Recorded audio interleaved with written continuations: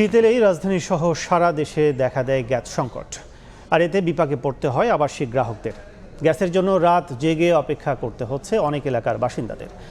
চলমান সংকটের স্থায়ী সমাধান চান ভুক্তভোগীরা। ভোগান্তির কথা জেনেও যেন নির্বিকার কর্তৃপক্ষ। আরও জানাচ্ছেন আল কাসির, ক্যামেরায় ছিলেন SM সালাউদ্দিন। ইট পাথরের দালানে মাটির চুলা জ্বালানোর আপ্রাণ চেষ্টা। ঘরের বারান্দায় চুলা বসিয়ে রান্নার কাজ সারছেন ধানমন্ডি এলাকার এক বাসিন্দা।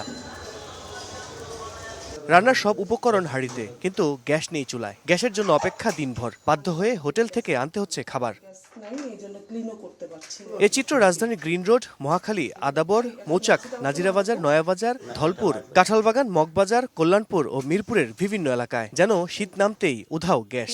পরিস্থিতি এত ভয়াবহ, পাক করার মতো কোনো সুযোগ নাই। 10-12 দিন রয়েছে গ্যাসের অবস্থা, এই পরিস্থিতি। চুলায় গ্যাস নেই, রাত্রের 12টা-1টার দিকে হয়তো আসে সামান্য। গ্যাস সংকটে বেশ বিপাকে আবাসিক গ্রাহকরা। সারাদিন পর গ্যাসের দেখা মেলে মধ্যরাতে, তাই বাধ্য হয়ে রাত জেগে রান্নার কাজ সারেন অনেকে। হোটেল থেকে কিনে খায়, রাতে বেলা যদি গ্যাস আসে তাহলে একটু তরকারি রান্না করি। এখন আজকে গত মনে হয় 5-6 দিন ধরে রাতেও নাই। আমার ছেলে খাবার চাচ্ছে আর আমি তাকে খাবার বানাই দিতে পারছি না, ঘরে সব থাকা সত্ত্বেও। যখন আসে একেবারে মোমবাতির মতো, আমাদের খাওয়া দাওয়া রান্না বান্না সব কিছু বন্ধ।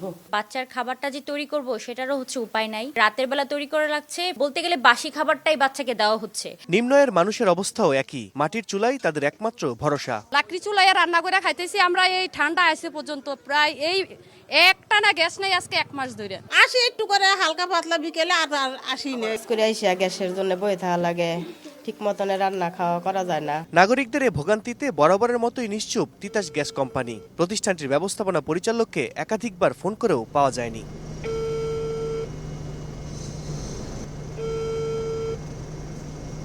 এর আগে গত মঙ্গলবার পেট্রোবাংলা জানিয়েছিল, বুধবার সকাল 9টা থেকে শনিবার সকাল 9টা পর্যন্ত LNG টার্মিনালে রক্ষণাবেক্ষণের কারণে ব্যাহত হতে পারে গ্যাস সরবরাহ। তবে তার একদিন পার হলেও স্বাভাবিক হয়নি পরিস্থিতি। আল কাসির, সময় সংবাদ, ঢাকা।